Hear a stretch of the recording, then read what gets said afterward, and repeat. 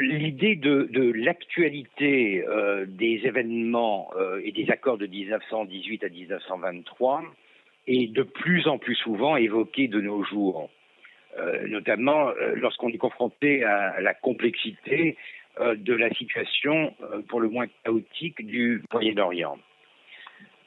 Il est vrai que le centre et l'est de l'Europe ont été en grande partie redéfinis durant la Seconde Guerre mondiale. Et les années 1990, on s'en souvient, ont amené une deuxième reconfiguration de cette région, notamment pour ce qui est de l'Est et des Balkans, à la suite de l'effondrement de l'Empire soviétique. En revanche, le Levant, que l'on a depuis rebaptisé le Moyen-Orient, parfois le Proche-Orient,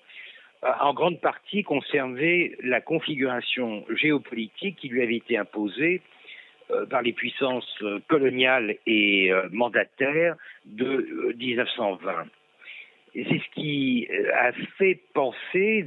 aujourd'hui à certains observateurs que les violentes transformations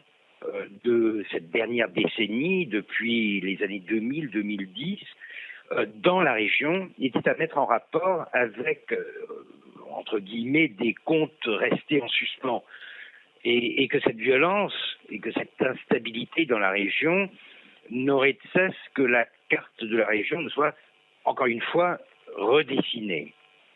Alors, en tant qu'historien, je ne peux pas vraiment ni facilement entièrement souscrire à ce genre de scénario parce que c'est un peu trop simpliste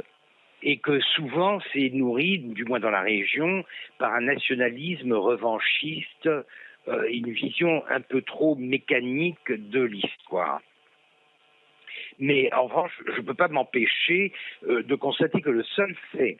que ce contexte historique soit sans cesse rappelé finit par lui donner un semblant de véracité historique et en tout cas un sens politique, du moins aux yeux d'un public qui est de plus en plus avide d'être rassuré, confirmé dans des sentiments nationalistes, souvent empreints de paranoïa et de revanchisme et d'irrédentisme. C'est, je pense, notamment le cas de la Turquie aujourd'hui, dont les fantaisies, j'appelle ça les fantaisies parce qu'elles n'ont pas vraiment de fondement historique, néo-ottomanistes, trouvent écho dans une vision irrédentiste qui justifierait une plus grande présence et un plus grand rôle pour la Turquie dans la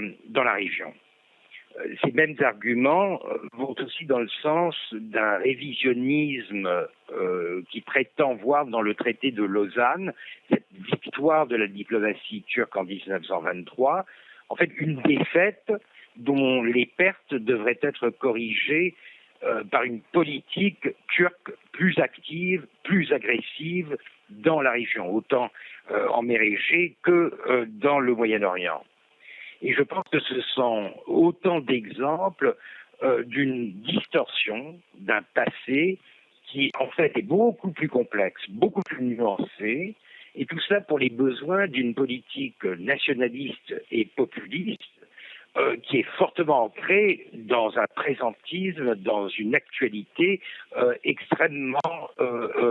problématique. Et par conséquent, je pense que lorsqu'on se penche sur les conséquences de 1918-23 sur l'actualité politique aujourd'hui, évidemment, il faut penser à certaines conséquences qui sont de taille, mais il ne faut pas se laisser prendre au jeu justement de la reconstruction du passé selon les besoins du présent.